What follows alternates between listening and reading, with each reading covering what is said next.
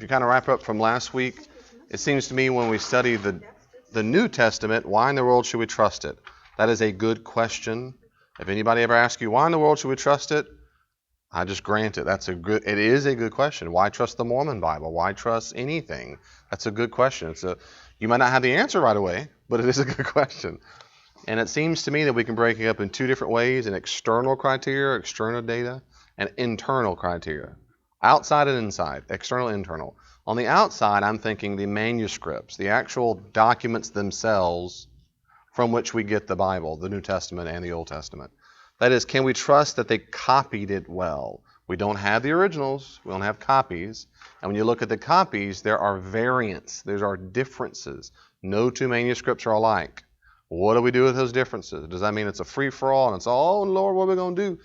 The answer is, it seems most every New Testament textual critic in the world says, no, it's not a free-for-all. We don't go, oh, what do we do? For a lot of reasons. And to put it real simple, we have a lot of manuscripts. We have a lot of manuscripts from early on, and the variants we do have are almost entirely irrelevant. They're spelling errors. So again, right now, Vanna's writing with her hand, and she misspells it, and anybody else looks over her and says, oh, she misspelled that. Do you go, oh no, what do? We go, well, you know what she meant this word. Context lets us know right away. She just misspelled the word. So if I were to rewrite Vanna's notes, I'd write it correctly. That's what you have in your translations. When people like me, much smarter and better specialist textual critics, produce the New Testament and the Old Testament, they look at the manuscripts and clean it up, as it were. They get the best manuscripts and go, this is what they meant. So you have a 99.5, 99.8% of variants or differences do not affect anything. Under 1% of all the variants, and there are a lot of them because there are a lot of manuscripts, are meaningful and viable. And of those, we looked at several in a hurry, and that things like the ending of Mark, the woman caught in adultery, John 7, Mark 1:1 is just the Son of God. There's one word in Hebrews that's up for grabs, things like that.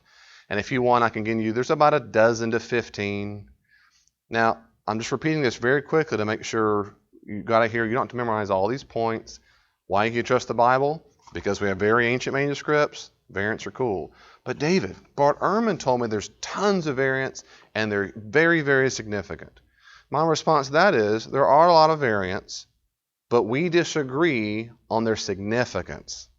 Where people like Bart Ehrman might say, Mark 6, end of Mark, or the John 7, the woman caught in adultery is a really, really big deal. Well, you might say it's a really big deal to him. It's not a really big deal to me. Well, I get to decide what I think is a big deal. It's meaningful for the passage. It's not meaningful for Christianity, any doctrine, anything at all in which we place our faith. It doesn't mean the whole thing's a free-for-all. Even Bart Ehrman doesn't think it's a free-for-all. So all we're really disagreeing about, the most skeptical skeptics, all we're really disagreeing about is how significant are these variants. I want that to sink in because there's no secret. It's not like as a pastor, I'm hiding the truth from you. I will go straight to these variants right now if you want and say, that's it. These are all of them. There's no extra book out there that no one's told you and the Pope's really holding from us. Nonsense. This is it. And you and I get to decide what we think is significant. And I'm saying every New Testament textual critic will tell you about 99.8% are irrelevant. So it doesn't matter if there are quadrillions of variants if they don't matter. The ones that matter also don't really matter. There we go. So we have early. Now, David, does that mean we're 100% certain? No, we cannot be. We do not have the originals. All we can say as historians is it's very, very probable that we can trust the copying process. We have really good reason to trust it. If you don't trust it, you got to dismiss all of Western literature, and no one's prepared to do that. And it's very unlikely within the few decades of the originals and the copies we have that something was made up whole cloth, a brand new, no one's ever heard of this Jesus guy, let's make up a story. That strikes me as very improbable, especially when you compare it to the early church fathers who also allude to the same guy doing the same things, and they even quote from Scripture. So we have an enormous amount. Now this is just, believe it or not, this is just a tip of the iceberg on textual criticism. Right, there's a whole lot more I'm going to say, we can say, but I'm not going to. We'll move on to, that's from external, the paper, the stuff. Move on to internal. Is that okay? Can we move ahead? If this is your first week, you hadn't missed it, I'm sorry, Laverne. This is going to be speaking Greek to you, I guess. But now we're all on the same page. Internal means when I actually read the stories. So David, okay, then I really, really trust that the manuscripts of The Hobbit have been carried on accurately. Yes, Tolkien wrote those exact words of The Hobbit. Good for you. But The Hobbit's stupid. It's all fairy tale. That's the internal data. External is we have good copies of what Tolkien wrote. Internal is, but when you read it, no one believes this nonsense. Why would you believe in The Hobbit? Do you think that really happened? Do you think the Lord of the Rings, do you think Harry Potter really happened? What's wrong with you? That's internal data. That's also a good question. So I'm focusing now on that, and I'm going to say that we have very good reason to trust that, listen, at least in general, which is all we need, by the way, the Gospels accurately represent the life and teachings of Jesus. That's all we need, is that in general, the basic life movements of teaching of Jesus. Did he exist? Did he teach about the kingdom of God? Did he heal and do what we might call miracles? They didn't use that word. Was he crucified? Was he risen from the dead? Can you at least get these things? And I'm convinced that the New Testament Gospels can be trusted to convey that accurately. Does that mean every single detail of every single word? You might make that argument. I go for the minimalist approach when I'm talking to skeptics. That is, at minimum, the general pattern I think can be trusted. So let's look at internal criteria, okay? First of all, I've got about 3 or 4 points on this one, okay? The Gospels are ancient bios or bios. That's where we get the word biography. It's an ancient form of biography. You need to know that every single specialist in the field is convinced that Jesus existed. That might sound like, duh, to you, but there's a group of people out in the world, we call them Jesus mythicists, and they think persuasively that Jesus never existed. He's just a character of mythic character, that's all he is. And they try hard. And they're really popular on YouTube, they're really popular on the internet, and they sway people who don't know better, who do a YouTube or Google search, did Jesus really exist? They can pull up, 500 blogs and websites about evidence he never existed. It's all make-believe. And for them who really question, they go, well, there you go. I mean, I didn't know all this stuff. They sound smart, and it's over. And let me tell you that it's absolute nonsense. For example, if you went to the premier scholarly biblical studies and theology, particularly biblical studies, organization in the world, it's called Society of Biblical Literature, SBL. You can go to the international meeting, the national meeting, and the regional meetings. You sure can. You can buy tickets and go. They're really fun if you're a nerd. And they have a big warehouse of books. Everything's knocked off, 40, 50% off. It's great. If you went to the SBL, you'd see all kinds of groups. We could all start a group. The first Christian group at SBL. We can start one. But these scholars form groups. They focus just on Mark, Matthew, Luke, John, the parables, whatever. These are the top of the cream of the crop. There are no groups called Did Jesus Ever Exist? Or Jesus Mythicist. There's nothing like that. That wouldn't be taken seriously. But I need to say that because I'm just encouraging you not to waste your time. It's nonsense. Every historian's worth anything will tell you, sure, he existed.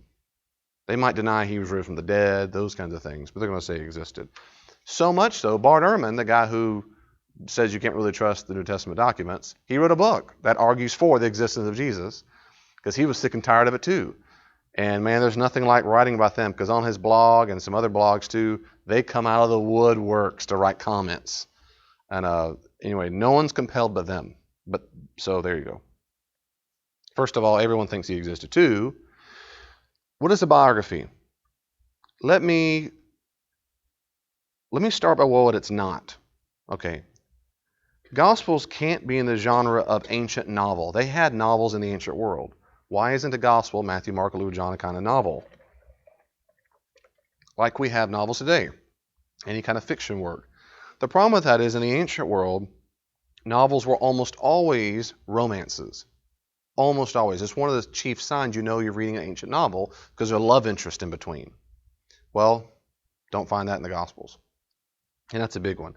2, Jews had some novels. They were rare, but when they had those novels, they typically relied very, very little on historical data, historical books. So if a Jews wrote a novel, they didn't allude to or reference other works they considered to be historical. It seemed more like once upon a time kind of stuff, if that makes sense. And what's interesting is the Gospels quote a whole lot from the Old Testament, which in general Jews thought were historical books. And that stands out. So they were, number one, they were rare. Two, they were romances, usually if they're Greco-Roman. And then Jews didn't reference historical works, well, the Gospels did. That's why most scholars in the world do not think the Gospels are novels. It doesn't fit the category. But some people still argue, if you're a skeptic, it's just it's like Harry Potter. No, it can't be that. Now in the ancient world, the genre does not fit. And again, you might have that view, you're going to be an extreme minority. Another reason you might say is, well, David, maybe it's not a wholesale Harry Potter or Lord of the Rings, and they say this stuff. I've talked to atheists and, well, you also believe in Star Wars? I mean, it's just dumb stuff like that it's dumb because it's so uninformed. So it's not a form of novel because it doesn't meet the criteria. Two, it's not a historical novel. What about historical novels? They write those where they make up Sherlock Holmes or something like that. It's in London of a period where he has a top hat or no top hat. So the details surrounding it sound realistic of what could have happened, but we don't have any evidence of a character, his villain's character, something like that. Does that make sense? So the surrounding events, I could write a story about what may or may not happen on the day of 9/11, and all the details around it are historical, but the main romance involved, I just made up. Well, what if the gospel would be like that? So it's full of historical things, but all that really happened is all make-believe. Well, that's possible. The problem with that is, they're also, in the ancient world, those are very rare to come across. And you might say, well, the Gospels are the only ones that exist. Well, possibly. But they're very rare. And typically, those kind of historical novels typically didn't contain people within recent past. They were in distant past. Well, the Gospels certainly were written within recent past. They were written within the lifetime of the eyewitnesses. And that stands out a lot. Moreover, the Gospels contain an overwhelming amount of historical anchors. Not like a couple, like they're in Palestine and they see some waterfall. I mean, farming analogies. They are replete. It is full of them. So much so, and that's the problem. If you say, well, if it's so full of historical anchors, you might call it, well, then where's the fictive part? What do you have? You have to start pulling out real small little bitty nuggets and keep all the rest of it as historical. Do you see the hard problem? It's kind of like a ball of yarn. If there's tons of things we know really happened, like Pontius Pilate and Herod and so forth, if that's all historical, we know it, and you say, well, it's a historical novel, which means some of it's made up. Well, you got to be real selective in what you pull out that's made up, because you're left with about 90% historical. Does that make sense? In other words, that's just crazy. Historical novels didn't work that way. They weren't filled with historical anchors. They didn't want that. They just wanted a taste. So that's why most scholars today don't think it's a historical novel. They don't. They don't think it's just a regular fiction novel. They don't think it's a historical novel. Instead, what they think is it is a biography. Now, for a long time in scholarship, they did not say that because they judge biography by modern standards. Like you might read a biography of Winston Churchill. You read all about him, his dog, what he ate for breakfast, sayings, where his parents were from, whatever. In the ancient world, they didn't do that. In the ancient form, they had biographies, but this is very important to understand. When they wrote biographies, they thought they were writing a kind of history. They did not think they were writing a form of fiction or romance or a love story or just a very long parable. They thought they were writing a kind of history. That is to say, quote, what actually happened. In that genre. Today, if I want to write something, my kids say, Dad, I want to write something. They say, what should I write? And I just said, write anything at all. I could say that, or I can say, what are you trying to communicate? How much I love kittens. Okay, well then I'd write like a cookbook. That'll make sense. Yep, go ahead. So write a recipe, and thank you for laughing. See how silly that'd be? Why would you say write in the form of a cookbook, dummy? That's not the genre you use to talk about loving kittens. I would do it like a weather pattern. Yeah, do a 7-day pattern and explain very well. No, that's not the genre you use to describe that. You would pick poetry. You might tell a story of, we have 2 cats. a kitten and a cat. She might tell stories about how much she loves it, that these stories demonstrate how much she loves the cats. But they're based on really things that happen, but she just tells them in different orders. So to talk about the love of an actual cat she has, which she does, she's going to pick a genre that actually recalls things that actually happened, but she's going to have the freedom to be poetic, as she were. The ancient Gospels are like that. They're not Lord of the Rings or anything else. And ancient biographies focused on the main character, typically in recent memory of the living witnesses. So if I want to write a story about Susan, and I want to write an ancient form of biography, and there are a lot of those different kinds of biographies, I want to write it not long after you died, and as much as possible, maybe I'll say this later on when it comes to eyewitnesses. Maybe I don't actually. That most biographies written in recent memory relied as much as possible on eyewitness testimony. You have Roman historians like Polybius who says the really good historians quote the living witness. Papias is a church father around 110 AD. Anyway, I'm not giving you too many details. Papias also says the same thing. He wants to consult the living witness. So if it's not long ago, they want to go to someone who saw it with their own eyes and witnessed, they can talk about it. And then I write my story about Susan. Okay, I interviewed all these people who knew Susan, and I really want to emphasize how Susan is so talented as a musician. So I'm going to tell those stories and emphasize that. I might leave out all kinds of things about your childhood, adult, what your favorite pizza was. Yeah, you're welcome. But I'm going to tell those stories that really demonstrate. She had concerts, she sang in church service, she had worship. Boy, you ought to see her play guitar. There's one time I saw her playing. I would deliberately choose the stories that highlighted a part of her character that I wanted to highlight. I wanted to. Now, when Warner writes the same kind of thing about the same character, but she said, I don't want to talk about that. I want to emphasize how she was so servant-minded. She served at length. She did this. She showed up to do this. She can tell different stories. That's what happens in biographies, and that's what happens in the Gospels. Matthew, Mark, Luke, and John are trying to get us to see a certain particular character traits of Jesus, like a certain lens you might put on. Matthew's lens, take those glasses off. Mark's lens, take those off. We do a huge disservice to the Gospel writers when we put the lens of all four Gospels on the same pair of glasses. And it's all different multicolored, because that's not how they wrote it.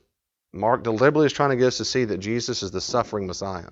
Matthew is deliberately trying to get us to see that Jesus is like a second Moses who gives instruction and so forth. Luke is deliberately trying to get us to see he's an innocent, righteous prophet of God. John's deliberately trying to get us to see he's the Word made flesh, and he's a roaring lion who's come to take charge of the world, that kind of thing.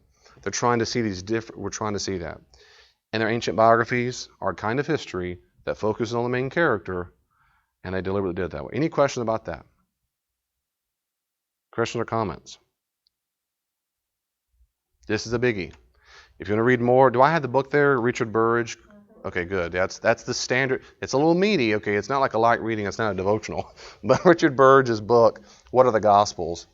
A little shout out. A guy named Rudolf Bultmann, he was a German theologian, biblicist for a long time, was a mountain of a figure. I mean, in New Testament studies, he was one of the most influential of the early 20th century. And he said there weren't biographies. And then later on, a guy named Charles Talbot wrote a book in around 1977, 78 that says, What is a Gospel? It's a real thin book. Talbot was my mentor for a while in PhD. And that book changed the whole tide of scholarship because he disagreed with Bultmann and gave a lot of evidence for why. And that changed the whole conversation in New Testament specialty and scholarship. And then several years later, a guy named Richard Burridge wrote a book called What Are the Gospels?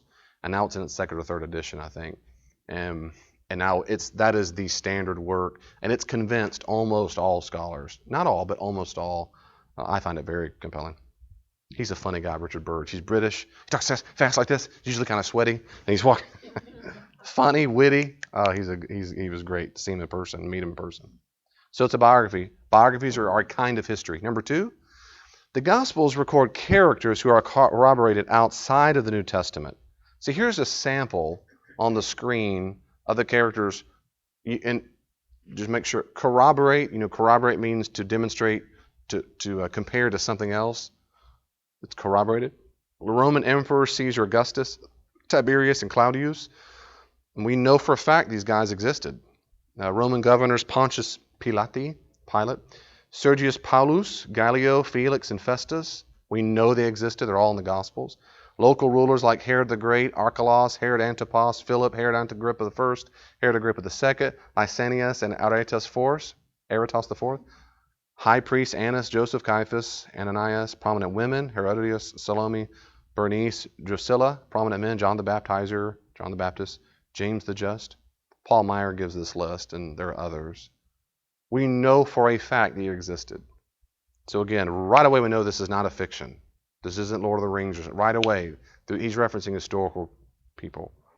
Well, that's important because that's just some of the names. It makes it very probable that whoever wrote it knew something about the time period. A little footnote real quickly, not only about the time period, they actually get very, very specifics. For example, in some of the Gospels and Acts and other places, you'll see that they'll reference so-and-so who's in the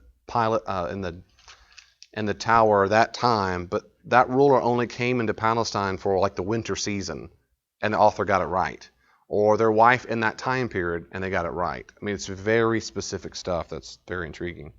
Number 3, when you look at the locations, they're corroborated. It's amazing. Josephus is short. He had a long, long name.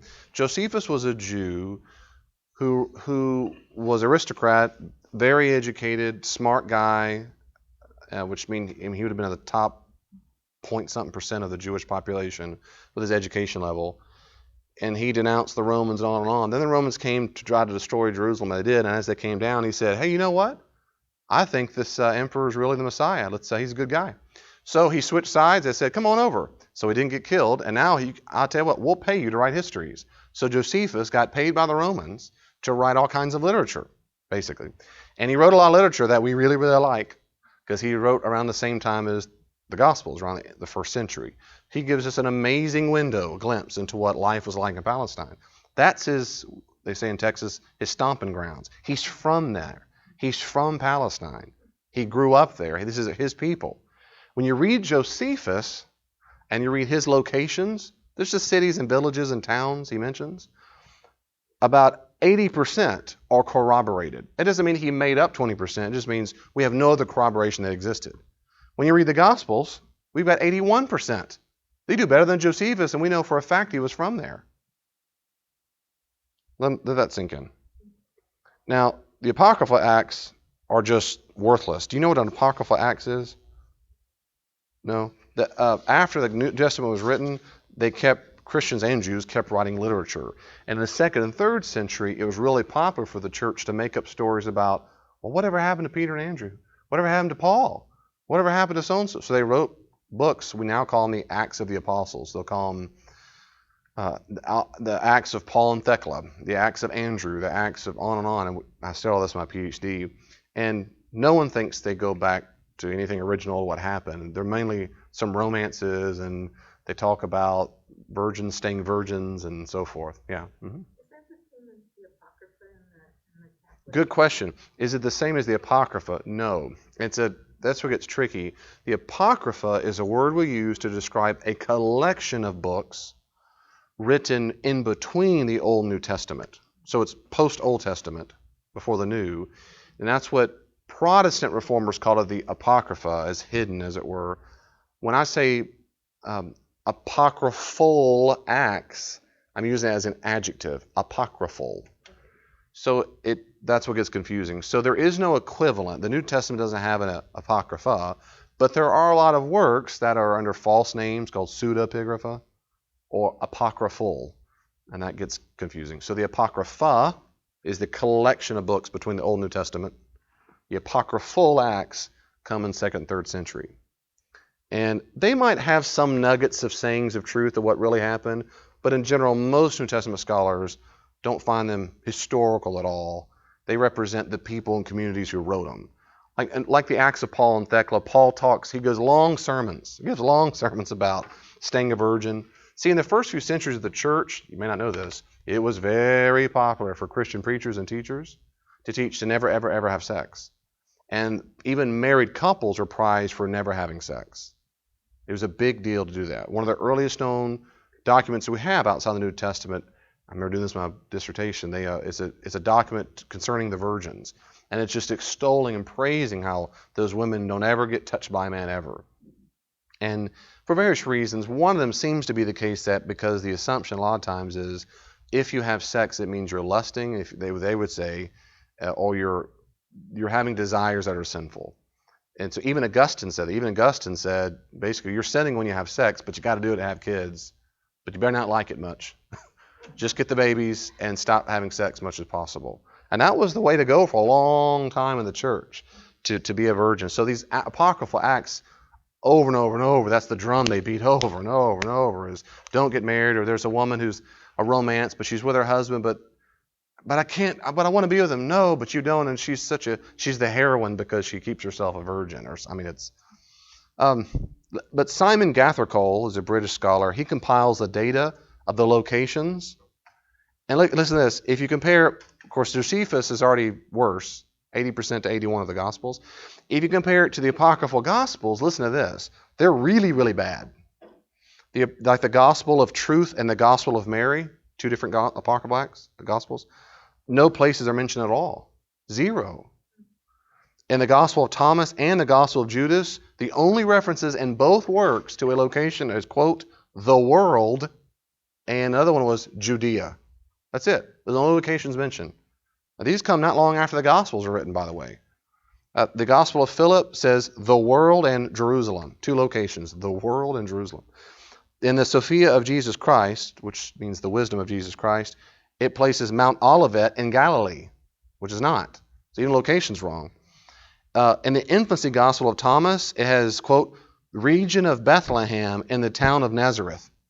That's wrong. They're not related at all. So it has a location and it's wrong. In the Gospel of Barnabas, Jesus, quote, sailed to his city of Nazareth. Newsflash, Nazareth's not on the edge of a water. It's landlocked. The Gospel of Philip has extensive discussion of the temple, which is completely wrong. So my point is, when you read the Gospels in its ancient context, they go ding, ding, ding, ding, ding. It is bizarre. They stand out as overwhelmingly accurate when you compare it to other literature around it. And even these so-called Gospels that come later. This is one of the reasons why almost every New Testament scholar says these other so-called Gospels are worthless historically. They don't have these, we might call historical anchors. But the Gospels are full of them. Full of them. Okay. And can I throw this out there just for fun? Even though biblical archaeology is still a relatively new field of inquiry, there are numerous archaeological finds that keep corroborating the Bible. And some of this is related to what I just said. Here's a quick rundown on some things that we know for a fact existed. For example, I'll go there in a second. For example, we have a first century synagogue inscription at Caesarea that proves Nazareth was a town in the time of Jesus. It proves it. There's an inscription. 2, we have inscriptions from Augustus that proves 3 different censuses were taken at Jesus' birth. One around 1 or 2 BC, about 4 BC, one about 1 BC, and one a few years after that. A long time, and still a lot of scholars still say the census in Luke is just fairy tale make-believe. We know from Augustus there's a long inscription on as basic as epitaph of all the stuff he accomplished. He lists 3 different censuses in that region. We also, by the way, have evidence in Egypt around the same time of Jesus' birth that a census was taken that forced the people to go back to the father's hometown. So it's not crazy to think it happened in Palestine area. But anyway, 3, we have numerous excavations proving that Herod the Great was ruling when Jesus was born, along with excavations proving Herod Antipas ruled in Galilee. 4th, we have uncovered portions of the synagogue in Capernaum where Jesus taught. By the way, you can go there today. I've been there. You can go to that actual historical spot and stand on it. Well, kind of, because it's beneath the one that's there. They're still uncovering the actual one. We've uncovered, I don't know if you know this, Peter's actual house. The Peter. His house is still there. The walls are still there. They built a building on top of it. And they have well over 100 Christian symbols carved in all the walls. And that goes back to the earliest 4th century. So around 300 at the latest. We know for a fact, you may not know this, there's a couple documents from early on, about 4th, 5th century, that are very valuable, and they are records of people who have a pilgrimage. They go back to Israel. And one was by a Catholic nun named Agarius. Oh, my Lord, is that right? I'm on the fly right now. Agaria. Sad I use it about my dissertation, but it's been many, many moons. And she writes about this thing she sees and where they were. And she writes about going to Peter's house. That means at least by the 300s. And today you can go there, and they built this octagonal building on top with a big glass floor, and you can walk up and look down and see the walls. And it's extremely likely because as generations grew up, kind of like some parts of the world today, like in Kansas, you grew up and your parents grew up, right? Then your kids and your grandkids and your great-grand, you pass it down. So it's not unlikely at all that when people came into town after a couple hundred years said, "Where's Peter from?" They go, "Right over there." It's a small village town. Well, you can go to Peter's house. I mean, that's where in the Gospels when Jesus goes and he heals Peter's mother-in-law, she has a fever in Mark 1. I've been there. I mean, you can go there. This isn't a myth. We have the bone box that's an ossuary of James. That's Jesus' brother. We have the bone box where his bones were in it. It says, Yaakov, so James, the brother of Jesus. Well, it's very, very rare to disambiguate and put the brother of. You might put the son of, but not a sibling. That's very bizarre. Yaakov, James, or Jacob, is a very common name, so is Jesus. But what's not common is to say so-and-so the brother of. And now it's debated, but a lot of scholars do think it's the actual ossuary of James. We have the ossuary of the actual, his name was Joseph Caiaphas, who was the chief priest who helped crucify Jesus. We have his ossuary. That means he existed. We have a large portion of a first century boat that would have the exact kind of boat that would have been used by Jesus and disciples. The nickname is the Jesus boat. I've been on it several times, well, 2 or 3 times in Galilee, on the Sea of Galilee. And they discovered it, and they had this brilliant idea. It was so brittle when they took it out. It's an actual first century, most of it, not all. And they took it out and put this special foam on it, which is great, and it restored it. And they were able to move it and then take the foam off and restructure it and get all these things. You can look on Google, and it's there in I've been there in person, seen it. They have kind of a glass case, and it's all mounted up from the first century. It lets us know exactly how they constructed their boats. And so what they did is they took that and then formed a new model after it that you can go on right now, and they call it the Jesus boat. So when Jesus talks about the disciples and where he was at the front, laying his head down asleep, every time I tell the story, I'm picturing it. I've been on that boat. It can fit, just like he's saying. It can fit the amount of people that the Gospels say, the apostles. It fits the amount of people. And we have inscriptions that prove Pontius Pilate ruled during Jesus' life. Now, these are just some. I'll stop there. This goes on and on and on. Before I leave, I can give you those books if you want archaeology. So all I'm saying is every single time they find stuff, they go, it corroborates it. It doesn't disconfirm. So we don't know everything. Everything has not been confirmed, but it keeps getting better and better. And I left out the Pool of Siloam, the Pool of Bethesda. I mean, I could go on and on and on. But I'm not going to. At Easter, they always come out with the Shroud of Turin? and all that kind of stuff. But that's what The Shroud of Turin, that's a great question. The Shroud of Turin is purported to be the shroud, the cloth that was wrapped around Jesus' body, and a strip of cloth put on his face. And as far as you know, that was the custom of the time period. And we have 2 different things. We have a small piece, like for the face, and we have a cloth. What's so bizarre is the cloth, if you look at it just with your eyes, you see some brown stuff and what really are bloodstains. They've tested it. But you can't really see much. It's when you study it under UV lighting and some other stuff, you see an almost perfect outline of a male with his hands like this. He's got holes in his hands, holes in his feet. He's got blood over here. He was clearly wearing a crown of thorns because you can see the remnants of it. And he's got a beard, and he's about, I can't remember the height, he's like 5'8" or something, what scholars think is the average height of a Jew of the time period. And there's almost, as far as I know, I've seen a picture of someone who thinks what happened. But as far as I know, most scholars think there is no way to reproduce it. It's not burnt on there. It's not ash. It's not ink. They studied all this stuff. So it's astonishing that they see it. Now I saw this one documentary. I think it was a way of early kind of photography back that reversed something. We know the Shroud of Turin. I think it first shows up, I think, in Paris or it's in France. This is by memory now. So 12th or 13th century. Before then, we don't know where it came from, but there's some legend behind it.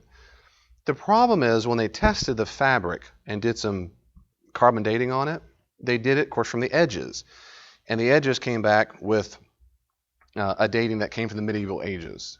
And what people come back to this say, well, yes, that's because it was patched, and the patches on the fabric were from the medieval times. But what happens now is they would disallow them to test it in the middle. They allow them to test on the edges. So until that ever happens, we'll never know for sure because humans, can't date the actual fabric. But you ought to do a document. It very well could be the actual, it's amazing. See, it'd be so different if it were ink or something like, well, that's what they just drew it on. It's not. It's almost, well, actually what the documentary said, it's as if a flash, a burst of something went and kind of seared it and then it was done. And then, anyway, that's the Shroud of Turin. That's right. And so what the Catholic official stance, the Pope's official stance, because it's there at the Vatican, they'll bring it out once a year and he'll pray and he'll say it's a good, I think the official stance is it's a good, basically, memento symbol of what he's done for us. But they don't have an official stance as the official one. But there are people who do think it's legit. Yes, ma'am, the Shroud of Turin, Turin, Turin. Yes, ma'am. You're absolutely. Very good. Yeah. When the problems, like I said a second ago, biblical archaeology is relatively new. Really like the last 100 years or so, relatively. And so there's so much we don't know. In the ancient world, when a spot was very special, they tore down the building and built some on top of it, usually a church. Well, of course, we do the opposite. We restore it and get it all back up and repaint the paint, the original paint, the original quality of the paint, and we rope it off. That's not how they did in the ancient world. And so we have to dig beneath it. Jerusalem right now sits on top of the rubble of the Jerusalem from the first century. So when you walk on the street, you're walking above it. So when they use the rubble, they didn't come with bulldozers and take all the old junk and say, let's start from scratch. No, they just used the rubble and junk, piled it up, formed streets, and kept on building. And not all the time, but usually. So that's why when they dig, I've been to the Wailing Wall, the big wall you see on TV and so, and they're always doing their head like this. They're being a flame, because it says somewhere in Deuteronomy or something. So they're moving like a flame of a candle. And they're praying. There's a men's section and women's section, like God intended. Just a joke. So that, which is unfortunate. But for them, in the men's section, you go this little kind of cave part. And you walk in, and it is just a cave at candlelight, and big old Hebrew Torahs out, and the Talmuds, and it's cool. And near the wall, you walk around, and there was this square in the ground, probably about 3 foot by 3 feet. And it's just old marble, just a big old stone. Just a hole, and there's a grate on top, like a fence, kind of rusted up and and this is several years ago. And like an old school spotlight shining down. That's it. There's nothing elaborate. You look down, and it's showing down to the wall beneath the wall, and that is the wall. That wall was there when Jesus was alive. That's why the Wailing Wall is right above. It was never part of the temple. It's above the wall that was part of the temple. And that's why they pray right above. They're literally standing right above the original, the first century temple. So I've seen that wall. And you can go now, they're just now doing it the last couple of decades, and rabbis, they were digging, they weren't supposed to. They've dug down beneath what they call the City of David, and now they've gone on and see things. There are long walkways, little streets that are beneath the earth, and you can walk up and down there, and they're now uncovering stuff. They're uncovering first century priest's house. I alluded to this at my growth group. They've uncovered stuff, mikvah pools, bathing pools, baptismal pools. These people were loaded. Well, they're just now uncovering the last few decades. And the problem is you've got all these legal issues. You've got the Arabs versus the Jews. You've got Israeli police saying what you can and can't dig. If there are graves nearby, you have a right to get near the tombs. It's very, very delicate stuff. But some things that still exist, for example, the Church of the Holy Sepulchre. They just released pictures. You look on National Geographic, there are pictures because now they've gone in. The Church of the Holy Sepulchre you've seen on TV before. I'll back up. If you go to Israel, this is on topic, if I can stay there for a second. If you go to Israel today, you do a Google search, you pick up Tomb of Jesus. It's going to pull up this real pretty picture called the Garden Tomb. It's got the round circle for the stone and the round tomb. It's got a garden scene, and you'll see this edge of a rock. I probably could pull up here right real quickly, actually. And you'll pull on the edge of a rock, and they'll say, there's Golgotha. And see this picture here? Okay, that's where you go today, but almost certainly that's not what. Well, actually, that's not it. Hold on a second. That's not the garden tomb. It's this one right here. This is it. That's it. You can walk inside. Yeah, there we go. It's kind of small, but you can walk inside it. And this is not right. I mean, it's not. It's just not. That's not the place. There you go. That's a great image right there. Elaine and I both been there right there. See, and you can see they put little flowers out up there at the top where the light would have come down. And I don't know if you can tell here at the bottom, they have this part here is stone. That's where the grooves were. If you put a stone tap, it would roll in that groove so it wouldn't fall over. Right here on the edges. You can walk in. Inside the tomb is real small. It's real small. It's just a little slate. Let's see. There's going to be a picture in here inside it. This right here, when I do this in crucifixion, these are called a colk. These are little bitty hallways where you put the body where it rots and you put an ossuary inside it. See, this little bitty colks they put inside. And then that's it. I mean, it's just room enough to put. That's actually a picture of a body. Obviously, I don't know why. It's kind of creepy looking. But the church that's where you go today. No one thinks that's the real place, besides a handful of rich people who run it. No one thinks that. This is what is called the Church of the Holy Sepulchre. This is on the outside of it. Oh, that's the picture. The Church of the Holy Sepulchre is the outside of it. And you walk in that little door right there, and you go in. It's not very elaborate on the outside, but once you get inside, it's really elaborate. Looks like this on the inside. It's actually kind of co-run by 4 different. Inside of that box, you don't go in it. I mean, they can go inside, but inside that building is this building, and then they're having communion and so forth. So 4 different: the Orthodox, the Catholics, I can't remember now, the Ethiopians, the Protestants, or something like that. They all share duties for it. The duty of taking care of it. Okay, inside of that box, down very, very low, is supposedly the actual place. Now, I'm going to tell you in a second why this probably is correct. This probably actually is the burial site of Jesus. And they have just for the first time since 1555 uncovered, here's a shot right here, this is it. This is the shot since 1555, no one has seen this before. That's a long time ago.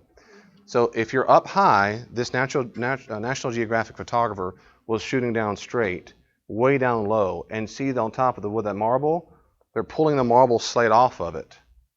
But they pull the slate off, but that was put in there in the medieval ages. So beneath here where this rock is, let me before the get this out of the way. All right, so the idea is this right here is where he would have been laid. So that actual stone right there, where they're pulling it off, that might be the actual place they laid his body. And this is fresh. This is like a few weeks ago. This just happened. This is happening right now. They're still undoing it. They're still. All 4 had to agree to. Oh yeah, all 4 major groups had agreed to do it, and they're doing this to renovate it. So the first time since 1555, no one has seen beneath this marble slab. Now, there's a lot of reasons to think this is legit. The Church of the Holy Sepulchre was started because Constantine, the emperor of Rome at the time, his mom went to Israel to do a pilgrimage, and she went there and said, where's Jesus buried? And they said, oh, right over there. Well, she goes over there. The only problem is there's a temple of Apollo that was built around the year 110-ish, so just early 2nd century. So she does a good thing, and she destroys the whole temple and builds the Holy Church of the Sepulchre on top of it. Before they do that, when they destroy the temple of Apollo, they dig down deep. Guess what they find? A tomb under the temple of Apollo. So that's at least by 110, whoever, likely, this is what most scholars really do think this, what different religious groups, the Romans and Christians for the first few centuries did, the battle they had was they would build a church on top of a pagan site, and then a pagan emperor would come over and destroy it and build a pagan site on top of it. So they wouldn't let the sacred site, they changed hands. So it's very likely the temple of Apollo was placed there in early 2nd century when Christians were still being persecuted. in order to smash out any kind of reverence they were given to that location. And then the mama came in and said, let's build a church. And so this Church of the Holy Sepulchre probably is the actual location. Another reason is back then when she built it, it was within the temple, it was within the city walls of Jerusalem. Now the Gospels say Golgotha is outside the city gates. Well, come to find out later on when they did archaeological digs, the gates were in the first century smushed in, which means this would have been outside. Let me say it one more time. So when she did it, it was within the city walls. And some people are like, well, it couldn't have been Golgotha. They found out that in the first century, it was closer in. So it really was outside all along. So it goes back to the first century. It was outside the city gates. And we know for a fact they tended to have a place sides of who's smashed each other's temple. So when you go to Jerusalem, this is the Church of the Holy Sepulchre. What makes the other one? Good question. Was there any historical evidence that Joseph of Arimathea gave his tomb? The answer is kind of, sort of. The reason why is we know that the poorer people, particularly those who were crucified, did not get private tombs because that cost money. They were buried in a public site, much like Jews were when they killed the Nazis. They were just dumped into whatever. That's what happened to Jews. The fact that there's a tradition that Jesus was buried in a very specific tomb carved out of nice makes it more likely than not that it was a private donor, as it were, that gave it. I just wondered if we ever found anything. Or like an inscription or something. Oh, yeah. That's a good question. I don't know if tombs ever had inscriptions of a name. Symbols, yes, but not a name. So were tombs family tombs? Tombs typically were family tombs. That's another reason why it's bizarre in the Gospels that Joseph of Arimathea bears in his tomb. Again, in first century. Today we go, who cares? But they did back then. The fact that it's a private tomb, it's not a family member. It makes it more, as a historian we'd say, it makes it much more unlikely they're making it up. It's more unlikely. If you're making it up, you might say Peter's family or the apostles took the body or something, but a guy who sat on the authority of the people who had him crucified takes that body of a criminal and put him in that's weird. That's weird. It's not impossible, but it's weird that what I mean is, it's weird that's made up. Yeah. It's weird that to be made up, is what I mean. Or was it like That's a great question. Was Joseph of Arimathea's family, would they have continued to use the tomb? As far as I know, yes, if he had family, yeah. If he was a last living relative, then no. But yeah, I don't think it'd be off limits, though. What's interesting about the tomb is because we don't have evidence at all in the 1st, 2nd, 3rd, 4th century. No, that's not true. 1st, 2nd, maybe 3rd, until we get these pilgrimage stories, that the burial site for Jesus was venerated. That's important because we know Jews did that with other Jewish teachers. Today you can go to Jerusalem and see Gamaliel and Hillel. These big, powerful Jewish teachers, they're still venerated. Now we do it because we have the Church of the Holy Sepulchre, but it's striking that in the earliest centuries, venerate means to treat as holy and sacred and special. Yeah, I can't remember who, Hillel or whomever, maybe both of them.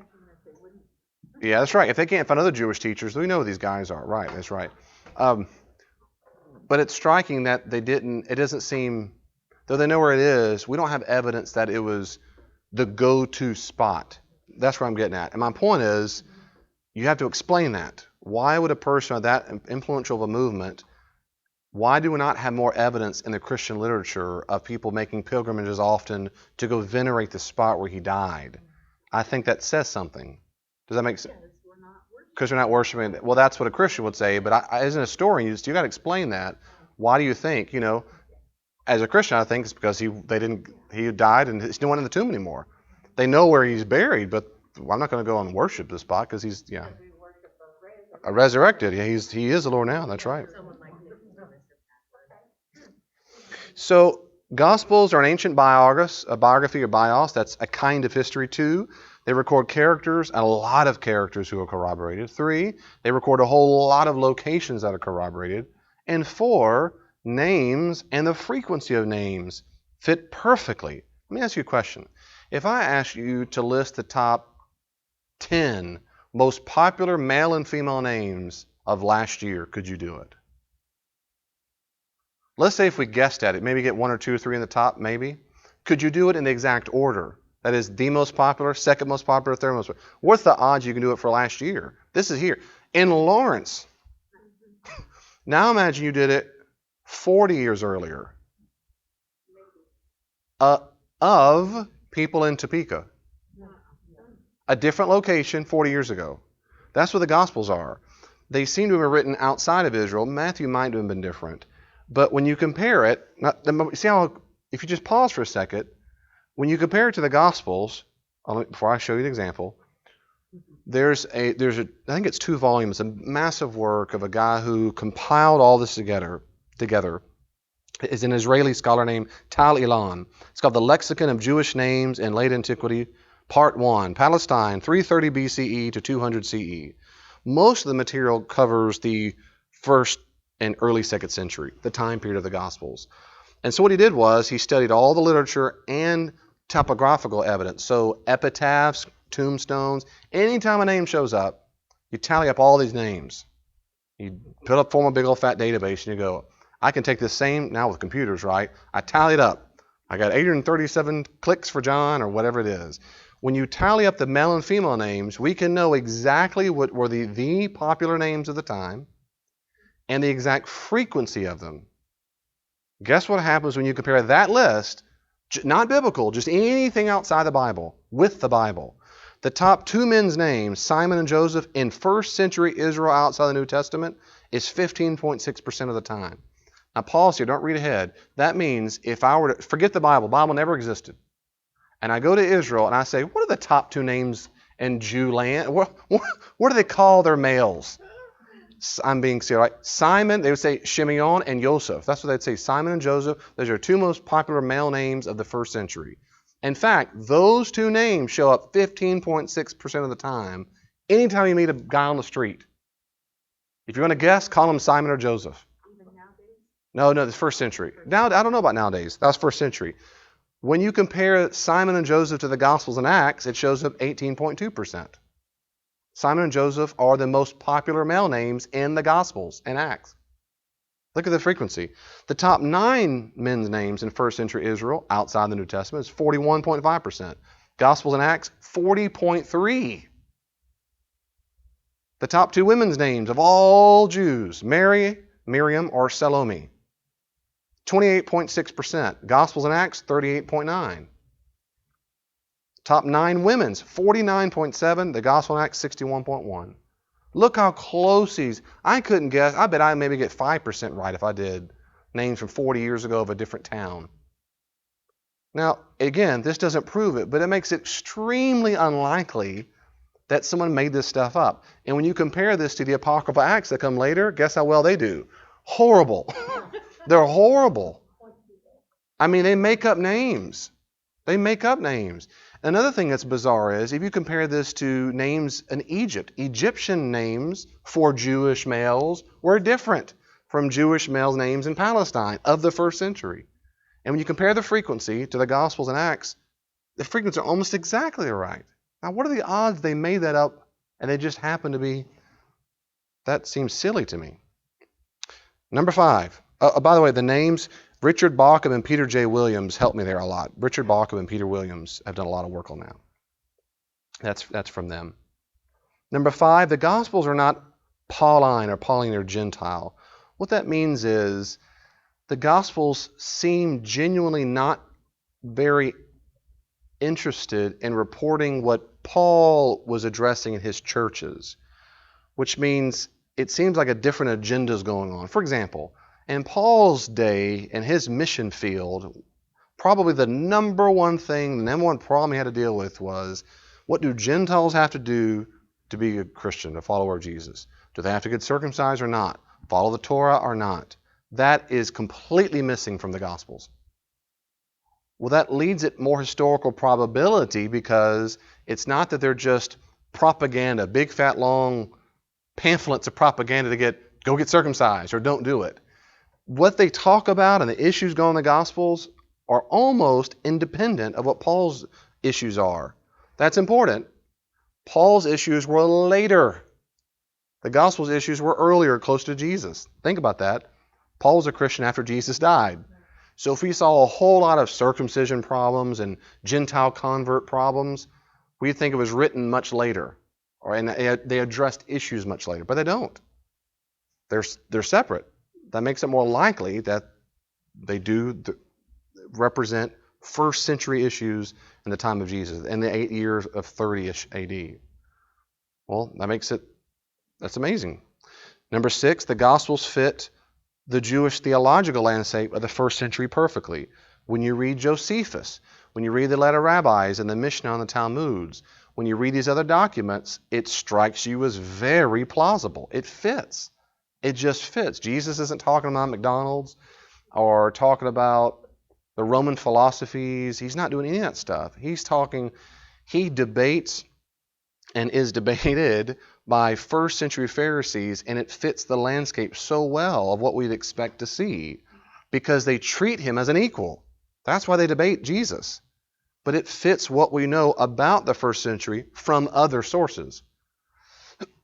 It'd be a big deal if those Gospels just do not ring true. Like, this is bizarre. There's 17 kinds of Jewish factions. No, they're not. In fact, there are 4. That's exactly what Josephus says. And he's a Jewish author, wasn't even a Christian. That fits perfectly. Well, the fourth one, maybe not. Essenes, that's not in the Gospels, really. But the big 3, Pharisees, Sadducees, and the Zealots, they're all in the Gospels. Does that make sense?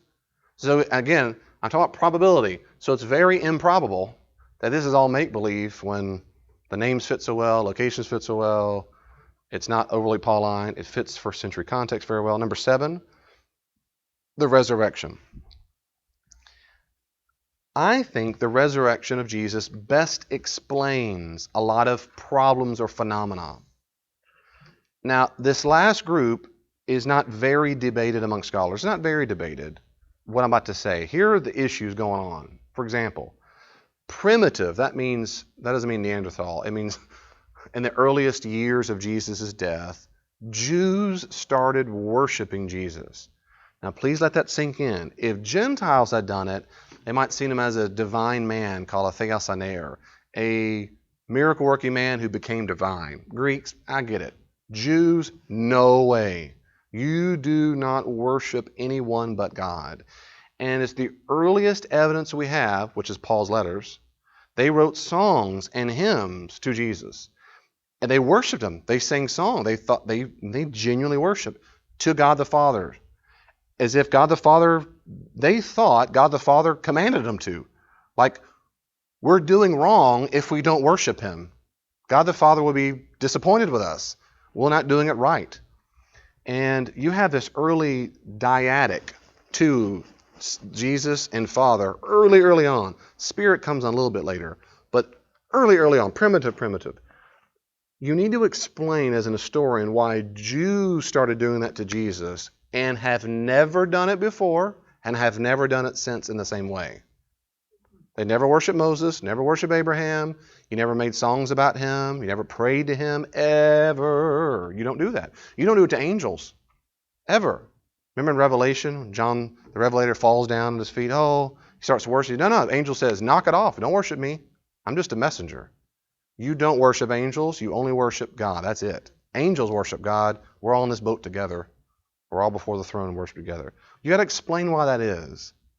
I think resurrection is the best explanation for that. 2, they began praying, baptizing, preaching, healing in Jesus' name. Never before had they done that. Jews they don't pray, baptize, preach, heal in Moses' name, Abraham's name, Muhammad's name. Nobody does that. And the name means the character authority of it, the authority of it. If my son goes into the grocery store and I give him $10 to buy some milk and bread, where'd you get that money? I come here in the name of my father to go buy this milk. Well, so it's not magical, but there's an authority when the name and presence is there. And they did that with Jesus. And that's bizarre. Again, if you're Jewish, they didn't ever do that. Moreover, don't forget, the same Jesus is the one who had been killed by the Romans. Other people before Jesus, listen here, before Jesus and after Jesus, we either thought they were the Messiah or people thought they were Messiah. And every time that happened, guess what happened? They were killed, squashed by the Romans. At no time Some right after Jesus' life. I mean, right after it. Simeon Bar Giora, to happen not a few decades after this. They didn't give up. Nationalistic hope. Well, when he gets killed, guess what no one said? Never mind. He's been raised. Let's start baptizing people in the name of Simon Bar Giora. Well, they didn't do that. They either picked the brother, all right, we'll worship you next in line, because they think kingship flows by bloodline. You're next, or they just disbanded. Well, boy, we backed the wrong horse. That's what the disciples saw in Luke 24. The road didn't right, remember? They're going back and they're all moping. Jesus walks up and said, "What's wrong? Why the long faces?" He says to Mr. Ed, and he goes, "Are you the only person that know? We thought he was the one to redeem or restore Israel.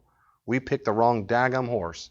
That strikes you as so historically plausible that a first century Jew would have followed him and been so discouraged. They thought they were going to Jerusalem to outrun the Romans, bring the angels, and it's all restored. And every disciple thought they were duped. Everyone, not just doubting Thomas. There was doubting Peter, doubting James. And it says, even when he showed up at the resurrection, they said, and others still didn't believe.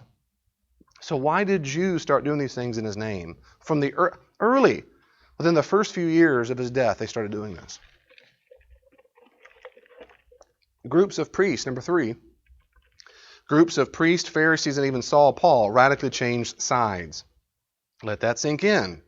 According to the Gospels, the number one opponents of Jesus start worshiping him and saying he really is the risen Lord. How do you explain that fact? Unless you think that's made up and it didn't really happen. You can just say it's make-believe. But in Acts, we learn they are. It says in Acts 15, and some Jews from the Pharisees. In Acts 15. Priests, it says priests were converted. That's in Acts chapter 2 and 4. Priests in Jerusalem. You think they had anything to lose by backing the guy who was just killed by the Romans? How much risk were they in? That's why the disciples were in an upper room, locked the door. They're going to get dragged out. Here's some priests. Saul, Shaul Paulus, Saul Paul, he even changed sides. He's still a Jew. Again, you need to explain it. And most historians think this part is accurate and that it really happened. 4, they maintain their faith amidst ostracization, persecution, and for some, not all, some death. So let this sink in. And I tell this to people, something happened. Jesus existed. He taught these things. Even Jewish opponents in the Mishnah and Talmud, they even acknowledge Jesus was a wonder worker. Even they do. They just say he did it from Satan. That's where the authority came from. By the way, that's what happens in the Gospels. They say he has the power of Beelzebul. So later on, the Jews were still saying it.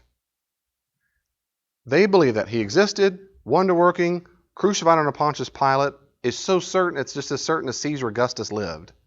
Then something happened between death and the first few years of the Jewish movement that became known as Christians.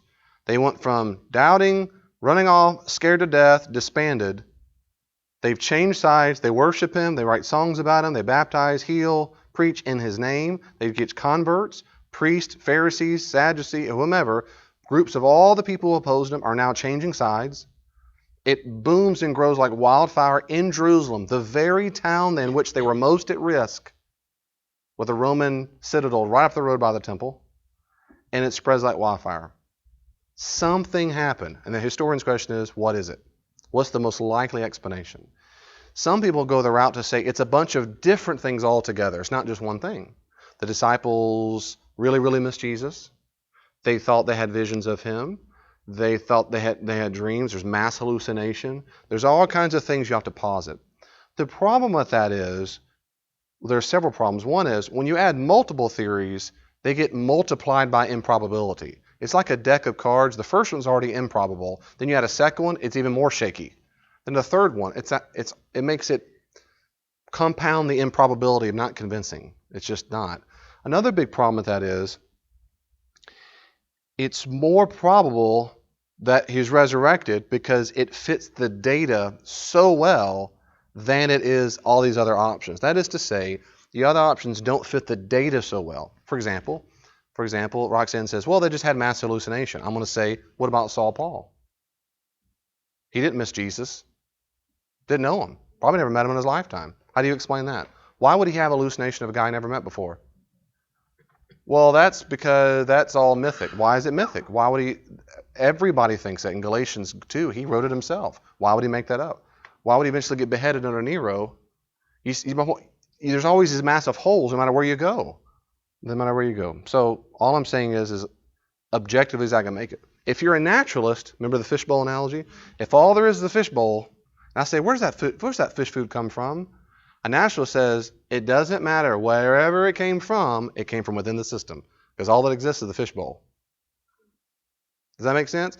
What if Vanna studied the fish food and you go, it comes from a substance that nowhere else exists in the fishbowl? A naturalist says, we'll never know. That's what they'll say. As a person, personally, who's open-minded, I'm going to say, if the fish food shows up in a way that nowhere else in the fishbowl exists, it might mean there's more than the fishbowl. I'm serious about that. I'm being as mean as I can. So it seems to me, if the death of Jesus and something happened, and I've read a lot of alternate explanations, none of them fit for me, none of them are convincing. And then someone says, "What if I have an idea. What if it really happened? What if it really happened?" But see, David, to say that means there's more than a fishbowl. Because then you have to grant what? There's a thing being called God that would raise Jesus from the dead. And that's why a lot of so-called historians won't say that because they're naturalists. And they'll say, as an historian, I cannot say that. To which I say that's nonsense. Historians don't have to be naturalists. An historian asks the question, did it happen? Not, did it happen according to the laws of nature in the fishbowl? Do you see the distinction? Did it happen? I'm an historian, partly by trade, and I go, okay, did it happen or not? I think all these problems or phenomena have to be explained. And for me, the most logical, best explanation is a resurrection. I admit, since I was a Christian from a young age, grew up in church, this feels more right than it is. I get it. Some might say, David, yeah, but if you're a Mormon, it would feel right, there are golden tablets. I fully grant that. It's just as objectively as I can put this, twice basically leaving the faith, it's these things that get me going back. And there's nothing like this with Mormonism, there's nothing like this with Islam and so forth. Not for me, there's not. So I think the resurrection best explains it. Well, guess what? If there's a resurrection, very probable God exists, and that Christianity is true. Christianity is true. We're almost done. Stay with me. Almost done. I was saving the best for life, and that kind of was the last one. But number eight. The overall narrative is quite plausible. It just is. The overall narrative. The Gospels don't scream out like Superman and nonsense. It's just plausible. If you read it, if you're not a crazy skeptic, you just read it from front to back. Yes, there are things we call miracles. Yep. Even if you take those out, nothing else strikes you as bizarre. Not that bizarre. I mean, he doesn't eat a whale or ride on a rainbow or ride on a unicorn. I mean, it's just not. There are differences in detail. But there's a huge sign. There are signs that big chunks of the material come from eyewitness testimony. They're big chunks. And that's what makes it plausible. We can't prove it's eyewitness testimony, but if you assume it on certain areas, boy, it sure makes sense. Richard Bauckham does this. For example, the Gospel of Mark is supposedly primarily from Peter. That's what Papias says. Remember I talked about that a long time ago? That Peter John Mark probably translated Peter, who spoke Aramaic. Mark spoke in Greek and Aramaic and then wrote it down in Greek. Well, if you assume that really happened, then go back and read Mark. Isn't that funny? Peter's the number one character in the story besides Jesus. It assumes a Galilean provenance, that is where he's from. That's where Peter was supposedly from. 3, there are certain details in the story, like when he multiplies the fish and the loaves, he multiplies a certain kind of small Galilean fish. Well, that probably means those Galilean sardines, which still to this day are in the northeast quarter of the Sea of Galilee. When you fit that with the other Gospels, that's exactly where it should be. Richard Bauckham's the man. And then if you assume you're not thinking northeast, southwest, but like a fisherman, when he says going to the other side of the lake, if you do it from the ground level, not from a map level, very few people in the whole world back then had a map. It was from local ground view. If you assume that, it fits perfectly of what he means across the lake. A long time scholars thought Mark is all dead wrong because we all know it's not across from there. If you're in ground level, it sure is. From here to there across the water is still in the north quadrant. But if you're thinking of a map view, you think it's like west or whatever it is. But if you stay across, it can be on the edge across. The point is, these things make a lot of sense if it comes from a guy who's from that region. The Gospel of John, many people think the background testimony is from Lazarus. Lazarus was from Judea. Most of John's Gospel, almost all of it, comes from the region of Judea, not Galilee. There are all kinds of stories that only occur in John's Gospel because it comes from a different source. And on it goes. So it's important to note that the sayings of Jesus seem to be typically reproduced more carefully than the narrative sections. And that's probably because the sayings come from Jesus. For example, in the sayings of Jesus, you might not catch this in English, but there are things we call Aramaisms. In the Greek, it's funny Greek. You can tell they're kind of transliterating an Aramaic phrase. If that makes sense, like if I'm translating Spanish, I'm not good at Spanish at all, but if it's like Spanglish, if you had Spanglish words, you're trying to translate it in English, but you're loose on it. In Greek, that happens with Aramaic. So it'd be like, I don't know, how do you say that? Greek and Aramaic. Aramaic, like Spanglish. So, but it's not in the narratives. In the narratives, then Jesus went to these cities and blah, blah, blah. There's no Aramaisms. They're only in the sayings. And if you compare the Gospels, Mark, Matthew, Luke, and John, particularly Mark, Matthew, and Luke, those sayings they seem to be reproduced real well. The narratives, the Gospel writers felt more fluidity to put those stories where they want to put them. And of course, not everything lines up perfectly. That's okay. In an ancient biography, you didn't have to. Papias says when Mark translated Peter, he says, and he did not put it in order. He says it. Because you're writing a biography, you don't need to do that. You're trying to bring out the character. Susan was a servant. I don't care when I tell these stories. It was in the 2000s. Then she did this, then she did this. I'm going to say then, but I don't really care about the chronology. I'm going to get the point. If a modern person were to time travel, we'd beat our head against the table. No, when? You said then. You said then. Is it the next day? The next hour? And they would go, who cares? You're missing the point. I'm trying to tell you how she was a servant. And I can say this real quickly and then we're done in just a second. If you'll notice carefully in the Gospels, notice how the chronology is almost irrelevant in all of his, you might call earthly ministry. Once he gets arrested, there's a timetable. Time slows down like molasses, and about every hour or two, then he did this, then he did this. On the third night, on the 6th hour, on the 9th hour, on the 12th hour, most scholars say this is evidence that the passion narrative, so-called passion, from arrest to resurrection, was the earliest known oral tradition that got locked into place. I was there. Okay, it all happened. Okay, the night before, 2 nights before, we did this, we sang some hymns, and it just got locked in. Just hardcore, and was used in church services over and over. Personally, and a lot of scholars think this, that was some of the earliest called kerygma, which is the Greek word for preaching or proclamation. So Elaine's the Gentile pagan or even a Jew, and you go, Jesus what? My first gospel to tell you starts with his arrest. Jesus, who was a mighty worker indeed, that's what he said in Luke 24, right? We thought he was one to redeem Israel. Well, tell me about him. Well, he performed all kinds of great, powerful acts by God, but on the night of his betrayal, what about all these other stories like of healings and the prodigal son parables and all these things? Those stories also circulated, but they were removed from historical time frames. Remember that time Grandma said? Remember that I grew up, my grandpa always said. Well, you don't remember having any clue where that story came from. It might have been Vietnam, World War II, or when he was a kid, but you remember the story. That's exactly what happened to Jesus. They're ripped out of historical context and they float around in the oral churches and eventually they get landed in a gospel. The gospel writers don't feel any need, probably don't even know when they were done. We don't know, is it in the winter season when he said it? What year is it? He just shows up as an adult. He's baptized. The only markers we have is from a baptism to later on. Even then, we have these throw-in signs like when Herod the Great was there. It's just in like an era. We don't know the exact year, model, whatever. Does that make sense? So we don't expect the details to line up perfectly. Biographies don't do that. That would tick us off. We get bad grades. You can't write a biography of Winston Churchill. You get your facts wrong. You got to get in order. And if you have that lens on, you're going to read the Gospels and go, oh, why trust any of it? You're misreading the genre of ancient biography. So we can't prove it exists. I love how James Dunn does this. Jimmy Dunn, James D.G. Dunn, is a British scholar.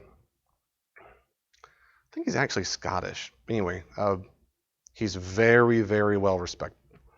He says this, quote, whoever looks for chronological accounts, detailed conciseness in every episode recorded, pedantic precision in reproducing Jesus' teaching as given word for word, and such like will be disappointed.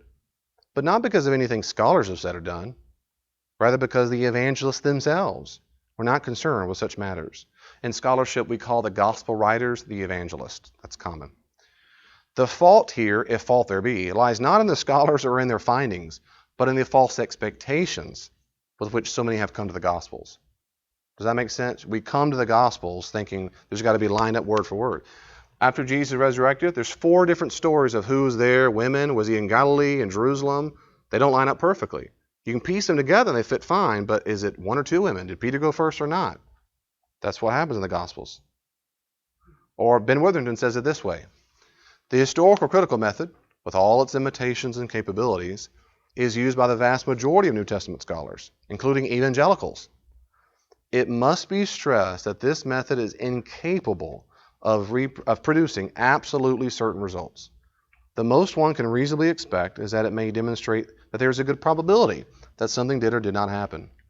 When the method is unable to accomplish even this, it doesn't necessarily mean that the events under scrutiny are of doubtful historicity.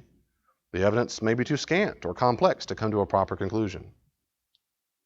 So all I'm saying is, David's not alone here. This is a common view that we can't do that. I think these things make it very probable that Christianity is true. And last but not least, very, very quickly, I think what makes it virtually certain is my religious experience. I don't usually start here with people, but I can. So I went from quite probable, God's the best explanation, to very probable because the New Testament seems very probably historically true. What makes it virtually certain is the fact I have personally, David has had religious experiences. And I know countless people have had them. To which skeptics go, yeah, all religions have that. That's a legend. That's a legend. You can look at the data. Very few other religions have what they call religious experiences where they meet. They might have a feeling of oneness or a cathartic moment, but I'm not talking about that. I mean an experience where I'm convinced I've met a person. That is to say, I leave an event with knowledge, with direction. Go do X. I'm with you. Don't be discouraged. I don't leave with a sense of, I really understand me and living organisms, we're all in this together. That's what Buddhists experience. That's what I have the same religious experience as you, David. No, that's not at all what I'm having. I've had moments where I leave something with knowledge I did not have before. You need to go call so-and-so. And I call them and go, I'm so glad you called. I had you on my mind. I've had a bad day. That's knowledge I've gained from somewhere else. And it is corroborated. Paul says the same kind of thing, basically, in Romans 5:5, 2 Corinthians 1:22, Galatians 4:6. And I know many, many, many, many, many, many other Christians who would say, amen, stinking men. Yes, I have had them too. Not just feelings of happiness, but genuine religious experience. When I used to teach at a college for a few years, I always asked the question, raise your hand. Anybody, have you ever had something, how you would define it, a religious experience? Now, this is after I determined several were Christians or Muslims or atheists or in the crowd, 20, 30 kids. Almost every semester, I would have maybe one person raise their hand. I mean, I was always shy. I go, nobody, even the Christian, they just stare at me. And maybe they were too shy to talk, but I would say, you don't have to tell me. I'm just interested if you ever had one at all. And that's it. Whenever I would have it, I asked, do you mind? Would you tell us what it was like? And usually they'll go, yeah, this is what happened. One time I had a Muslim, and what she described was not at all what I'm talking about. It was a sense of something else, but it was not at all this. What I mean is, I feel like I've met a person who's changed me. I feel like I've talked to a person who listens to me. Not all the time do I hear his voice, and he's always talking, and I have a little spiritual antenna. That would be cool. It's not like that. But I'm telling you, I'm so sure of it when I almost basically left the faith twice, and I've told this in sermons, I'm going to keep saying it. The only reason I stayed even remotely considering Christianity is because of my religious experiences. I couldn't shake them. I kept going, yeah, but there was that one time, I know for a fact that he spoke to me then. Well, Dave, maybe you're delusional. I might have been, but if that was delusional, I'm delusional about a lot of other stuff. So until you demonstrate I have a psychological disorder, then I have no defeater for that. In philosophy called defeater. I have no defeater for that. I mean, I have reason to trust it. I have reason to trust that the history really happened, that there was a past, and that there's a future. I can't prove it, but I sure know it. Well, prove it. I can't. I think morality exists, but I can't prove it. But I know it's there. I know I have religious experience. Not just catharsis, when I just cried a lot and I feel better. Not just watch a movie and go, oh, that just really moved me. Not listen to a good music song and go, I feel really moved. That's not what I'm talking about. Look, we're here, right? We're on the tip of the iceberg. That's it. In this short study of 4 weeks, is that right? We've just touched the top of it. The literature I've given you is under the base of the water. There's tons there. But I want to end where I began. That is, I'm encouraging you, I'm begging you, Christians, get to a place where you can answer the question, why are you a Christian? The odds are you cannot reproduce what I've done in 4 weeks. I hope not. I'm in still college debt, and I spent 12 years in school. I hope to Lord Jesus you can't do what I can do, or I have failed miserably in life. But seriously, though, right? I'm a specialist. Don't be discouraged if you can't do all that. What would you say? You don't have to answer now, but what would you say in response? And I've told you what I would say in response, in a nutshell. And of course, I wrote a whole book on this, where I go into a lot of detail of, this and more. Though what I've given your presentation is not a rehash. There's a lot of stuff in my presentation that is not in my book. That if I do a second edition, I'm going to add a lot of this stuff. But the names and locations, that's all new. It's all new. I didn't talk much about archaeology in the book either, those kind of things. But so anyway, any questions or comments for me? I don't want to encourage you. You make up your own minds. I just want to encourage you that if you come across, books or skeptics or whatever, questions are good. Please don't ever be afraid of questions. Please don't ever do that. I meet too many people in my life ago. I never went back to church because I asked my pastor, my youth pastor, and they said, just believe. And I had too many questions, and my heart breaks for them. Just breaks for them. Please don't be afraid for questions. My second encouragement is go read. And if I can help you, man. And I've given you the handouts. These are a good start. The iceberg analogy. There's so many books out there. There's encouragement. Christianity is not a stupid religion. It's just not. It's just not stupid. There are a lot of good reasons to think it's true. And I think that is true. So let me pray for us. Thank you, Father, so very much for loving us and for giving us life today. And Spirit, we thank you for being with us on the inside. We thank you that we can be the temple of the living God. And Lord Jesus, we praise you. We worship you like the very, very first Christians did. We love to write songs about you and to you and to sing songs to you. Lord Jesus, please help us and never, ever take for granted that in every conversation you're present. You're present when we sing. You're present when we praise. You're present when we pray, even now. You're present when we read your scripture. And we're present when we're in the kitchen cooking food or we're doing whatever it is we do, because it's real.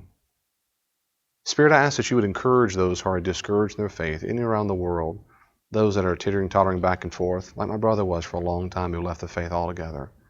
Please bring them back to you. Please help us be part of that solution and not the problem. Help us be people who are graceful and kind, but we have something to say besides, I don't know, or I've just always believed it and so forth. Please speak to us and speak through us so that your kingdom of God is fulfilled on earth and that we really are your citizens. For my sisters and brothers in Christ in this room right now, we give you our burdens. We give you our worries and anxieties, our health issues, our conditions, whatever's going on in life. Help us be restored and recommitted to you. That when we wake up tomorrow and go back to work or our routines, retirement, whatever, we realize you are a guiding, constant grace presence in our lives, that it's real. In the name of Jesus, we all pray. Amen.